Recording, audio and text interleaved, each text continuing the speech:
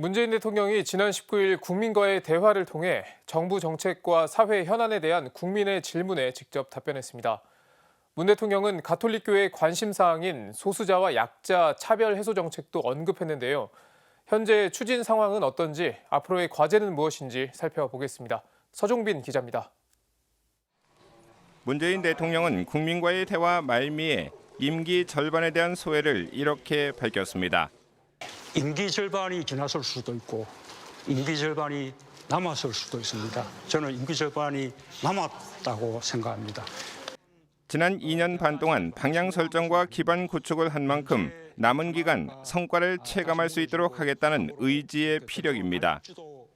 이날 현 정부의 핵심 가치인 평등, 공정, 정의에 대해서 국민들의 평가는 대체로 미흡했고 대통령도 일정 부분 이를 인정했습니다.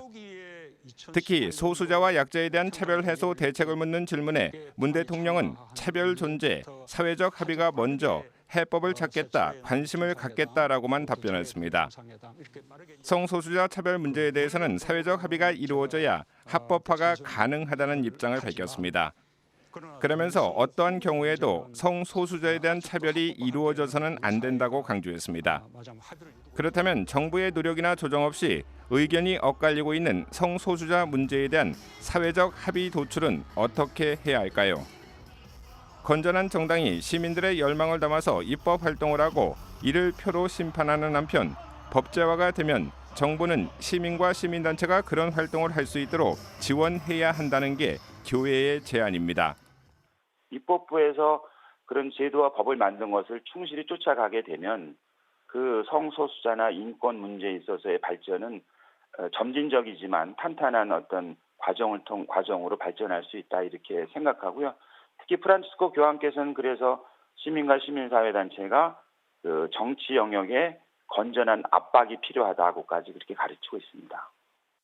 관련해 가톨릭교회는 동성애의 성향 자체가 스스로 선택한 것이 아니고 과학적으로 그 원인이 입증되지 않은 무질서한 상황이라며 판단을 유보합니다. 따라서 이들의 인권은 존중되고 차별을 받아서는 안 된다는 입장입니다.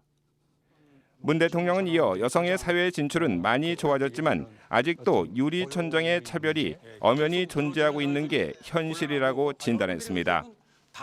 그러면서 이는 차별의 문제를 넘어서 저출산과 관련이 있다며 유럽의 경우 여성 고용률이 높아질수록 출산율이 좋아지는 현상을 볼 수 있다고 말했습니다.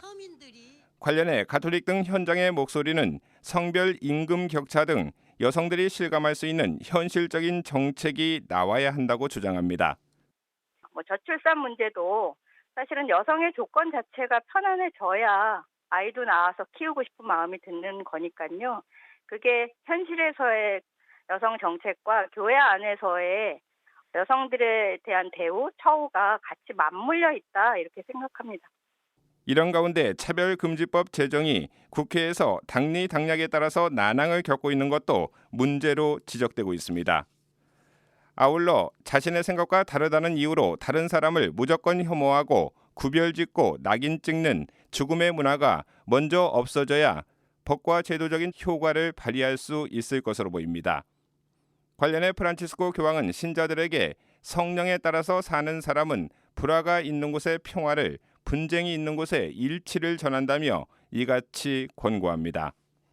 Gli uomini spirituali rendono bene per male, rispondono all'arroganza con mitezza, alla cattiveria con bontà, al frastuoso col silenzio, alle chiacchiere con la preghiera, al disfattismo col sorriso.